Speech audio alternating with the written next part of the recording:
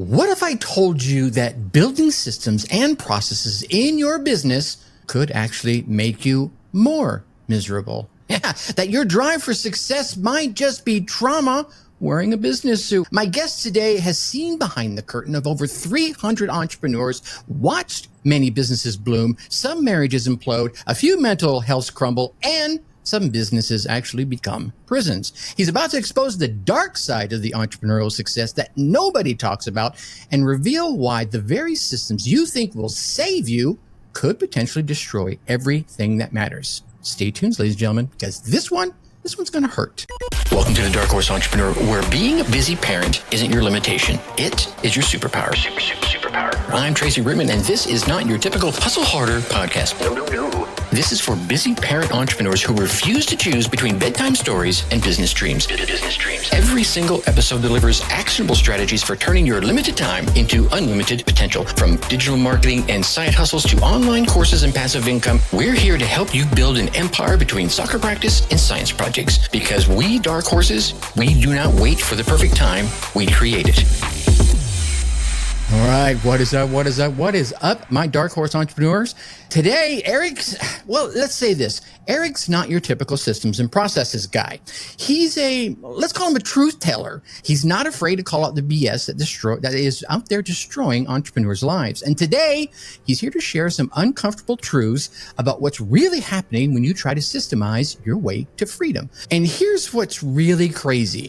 82% of CEOs are experiencing burnout. Nearly 2,000 of them alone last year quit, and 19 of them literally worked themselves to death while still in the office. And again, my guest here today has spent over 2 decades in the trenches watching entrepreneurs build their own prisons disguised as successful businesses. He's witnessed the toll it takes, not just on the businesses themselves, but on the sphere of influence of the entrepreneur, on their marriages, on their kids, and sometimes even their sanity. After managing over 1,000 employees and going deep with more than 300 entrepreneurs and executives, he's discovered something most business gurus will not tell you.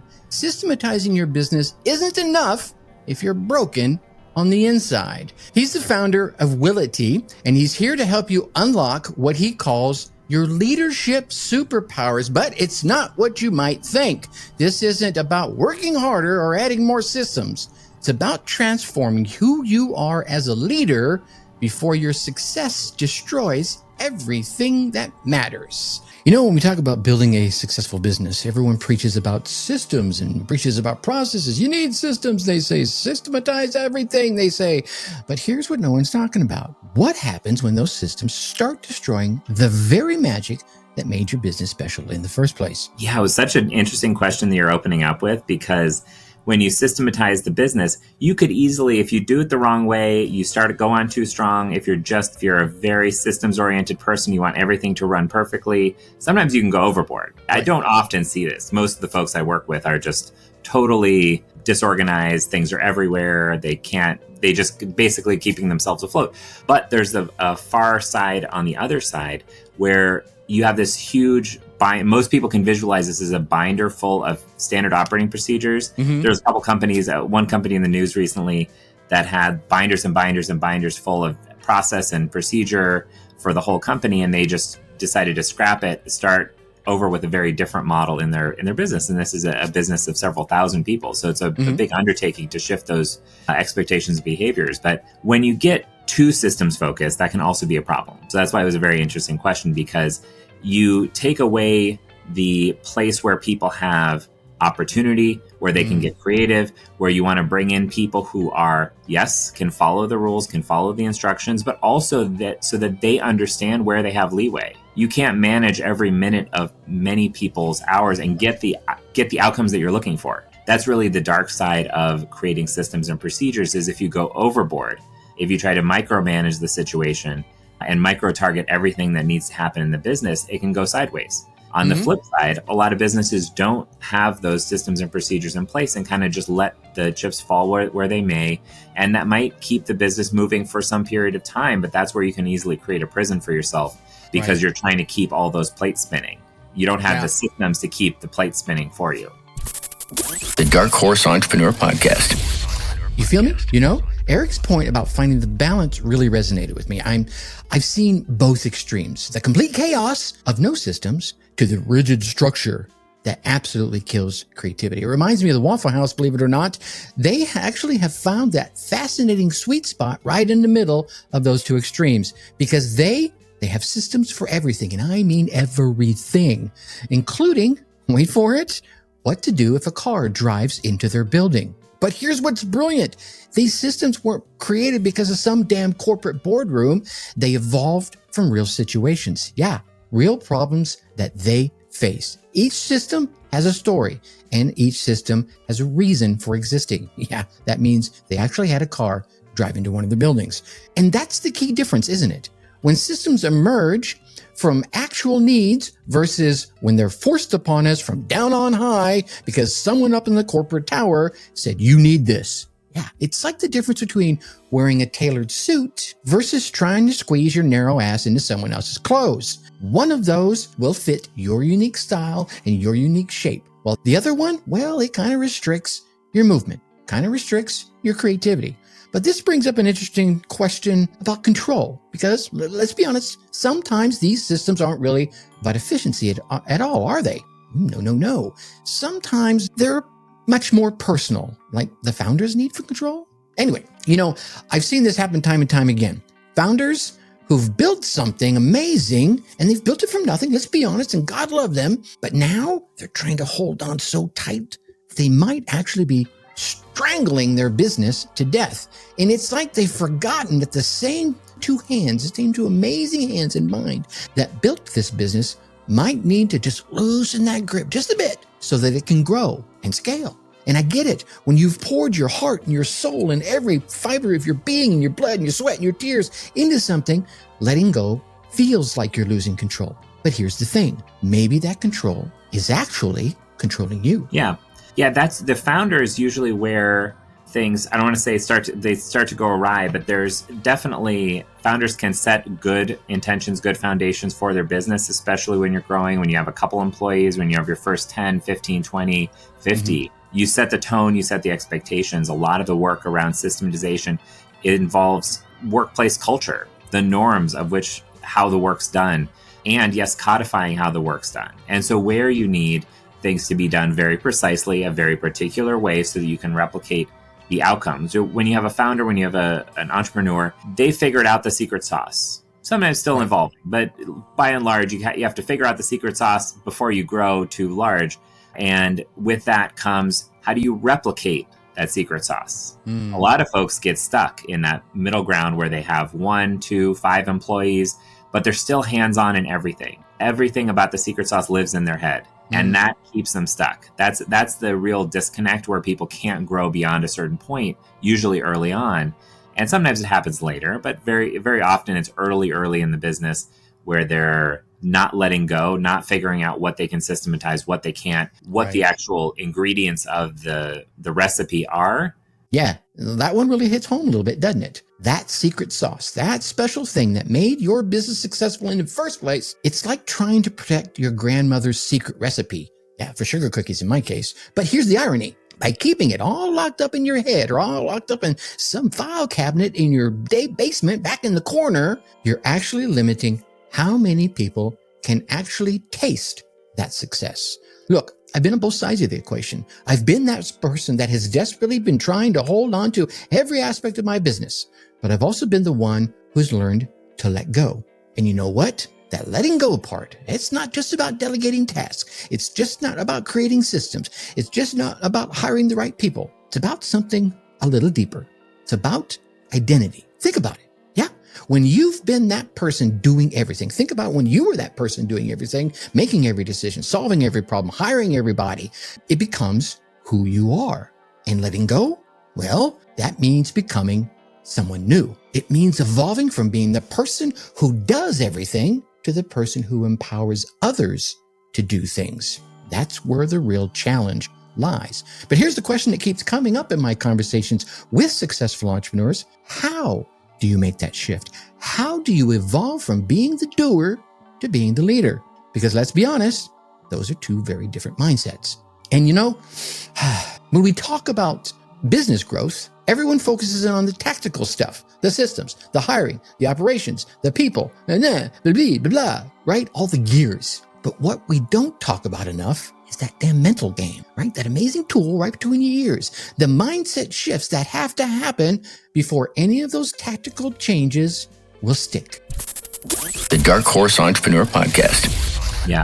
Yeah. Oh, my brain went so many different directions in terms of the spectrum of folks. Sometimes people just need someone to talk to and talk it through, an expert to just guide them through the right way. I've had plenty of clients who are overworked and overwhelmed, and they just need a little bit of guidance, a little bit of direction, a couple steps through the path, and then they're good. And then they're kind of like winding up, moving forward up the spiral towards having more freedom, more time in their business. Other people, we have to unwind a lot of things that have gone on in their past life. It could be shame about things that they haven't done well in their business. It could be guilt about their current situation. There could be some financial strain because they are working so many hours. But sometimes I talk to entrepreneurs who are still making $10 an hour because they're working so many hours.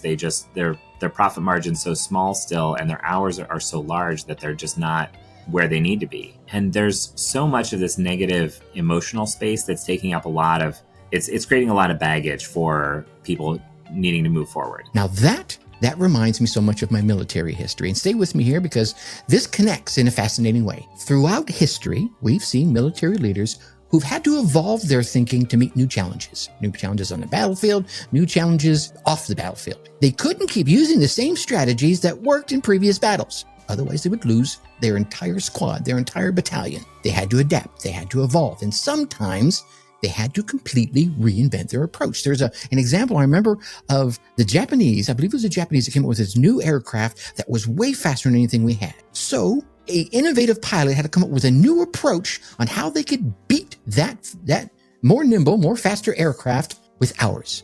You know what? They did it. And this tactic is still being used today because it still works. And that's exactly what we're talking about here with entrepreneurial leadership. It's not about working harder or working longer or working smarter or working wiser. It's about fundamentally changing how we think about our role. Sometimes that drive to succeed, that relentless push forward, comes from a place we don't even realize. And that place is our past experiences, our early struggles, and our need to prove something. But here's the real question. What happens when that drive, that determination that got you to where you are, starts to become the very thing holding you back from where you're trying to go? I'm about to ask something that might make some of you uncomfortable, but sometimes the most important questions, those are the ones that make us squirm, that make us sit up and go, shit, how do I answer that? And here it is.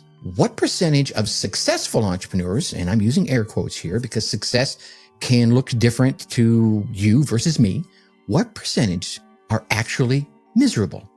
Think about it. How many have built profitable prisons that they can't escape from? You maybe, someone you know, where their entire identity is now tied to the successful venture that they created. Yeah.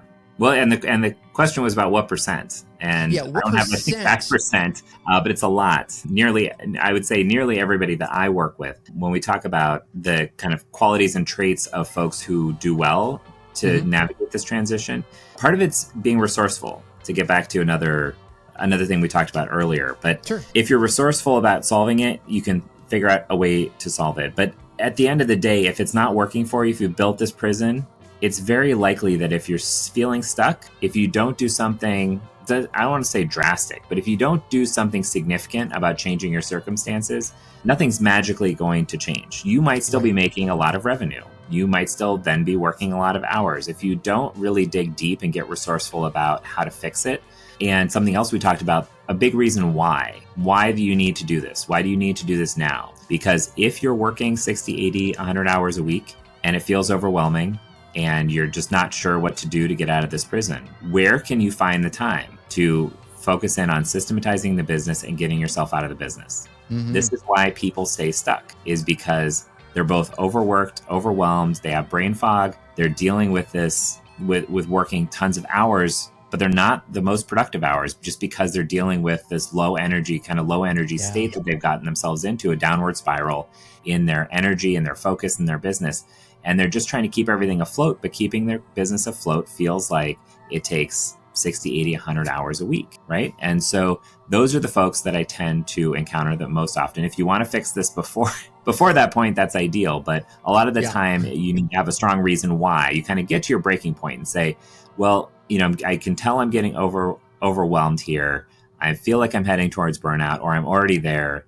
And I feel like maybe I only have 4 months left or 6 months left. Like I can't see going another year in this state. I just can't. My health can't hold out. My marriage can't hold out because I'm bringing that stress home and things have already been tense, or there's financial tightness in the business because of these things, keeping the business afloat, keeping your head above water, high revenue, but also high costs, and just not having that time to really sit down and figure it out.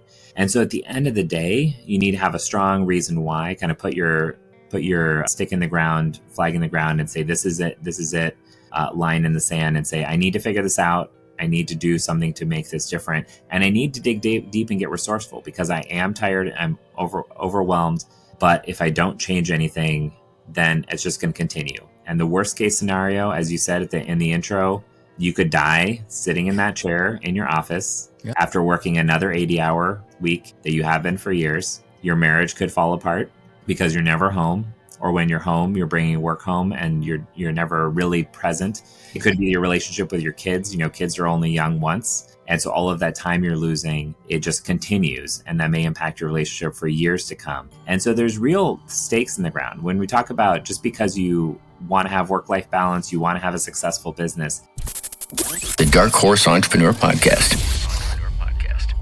Let me add something here that's crucial about our kids. Something that took me 60 some odd years on this big blue spinning globe that we live on to fully understand. Our children aren't just watching us succeed. They're not just watching us fail. They're watching how we handle pressure. They're watching how we deal with stress. They're watching how we treat our time. They're watching how we treat our friends, our family, our peers, our subordinates. They're watching how we balance our priorities. You see, here's the thing, and I've said this, I believe, before here on this show. While you're writing your chapter of success, you're actually helping them write the first pages of theirs. Think about that for a moment. Every time you skip a family dinner for a crucial meeting, again, more air quotes, every time you check your phone during your kids' cheer competition, and every time that you bring your work stress home, you're teaching them something about what success looks like. And here's the scary part. They might just repeat the same damn patterns in their own lives. So this isn't about guilt. Don't get me wrong. We've all made those choices. I have, you have, and if you haven't, you probably will. It's about awareness. It's about understanding that sometimes what we think is dedication to providing our family might actually be disconnecting us from it. And maybe, just maybe, that's the highest price of success that no one talks about. Okay? So that brings us down to today's Whiskered Wisdom, that one actual takeaway that you can implement right now so that you can start making positive changes in your business and in your life. And here it is. Take what I call the 3-column audit. You could be the 3-circle audit. Let's go with the 3-circle audit. Grab a piece of paper and draw 3 overlapping circles. You've seen it. Circle here, circle there, right next to it, and a circle down below, those two forming like a triangle, and there's a section in the middle. And here's what I want you to do. In the first circle, write down everything in your business that only you can do. And I mean truly what only you can do. And in the second circle, write all the things that you love doing. Now, there may be some repeats, right? These are 2 different topics.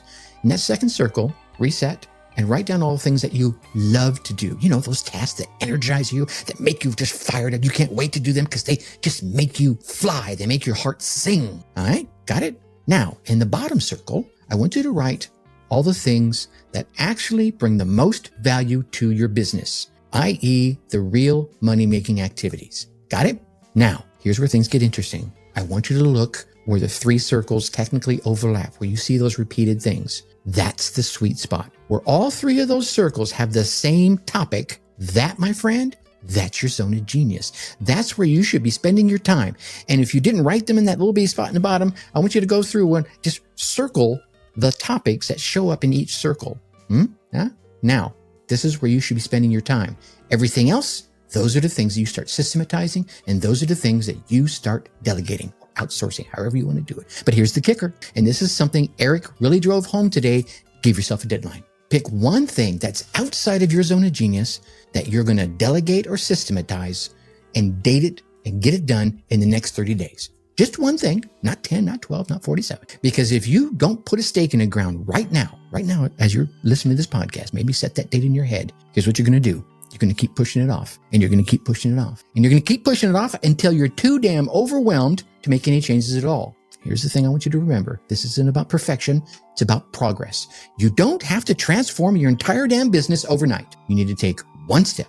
Take that first step right now towards breaking out of your profitable prison. Today's conversation with Eric really kind of pulled back the curtain on something that I don't think we talk about enough in the entrepreneurial world. How success can sometimes build its own kind of trap, its own prison, as he called it. But more importantly, we learned it doesn't have to stay that. And if you found value in this conversation, and you can catch the full uncut interview with Eric over on my YouTube channel. I'll drop the link down in the show notes. I highly recommend you check it out because we dive deeper into some of these concepts and we just couldn't fit it all into this podcast episode by itself. And speaking of value, if you're serious about transforming your entrepreneurial journey, whether you're just starting out or restarting, or maybe you're looking to kickstart things to the next level, I got something special for you. It's called the Dark Horse Insider Digital Marketing Newsletter. That's a mouthful, I get it. But it's not your typical rehashed, outdated marketing tips kind of newsletter. No. This is a fresh, current, actionable content delivered straight to your inbox. We're talking about real strategies that work right now to help you make money online and transform your side hustle into your main hustle. No fluff, no outdated tactics, just pure, actionable value that you can implement right away. Just head on over to darkhorseschooling.com/newsletter to sign up. Again, link will be down in the show notes. Just go ahead and click right through. That'll take you right there. Remember, ladies and gentlemen, success shouldn't feel like a prison. Sometimes the key to breaking free is simply having the right information at the right time. So until next time, this is your humble host, Tracy Brinkman, reminding you to think successfully and take action. Hey, my Dark Horse entrepreneurs, thanks for investing your precious time with us today. I know that between soccer practice and bedtime stories, every single minute counts. And that's exactly why I created the Dark Horse Insider, your weekly dose of digital marketing strategies, all designed specifically for my busy entrepreneurs, especially my busy parent entrepreneurs. If you're ready to turn those small buckets of time into profitable momentum, head on over to darkhorseinsider.com. darkhorseinsider.com and join our free newsletter, because we Dark Horses do not just run the race, we change how the race is won. Until next time, think successfully and take action. darkhorseinsider.com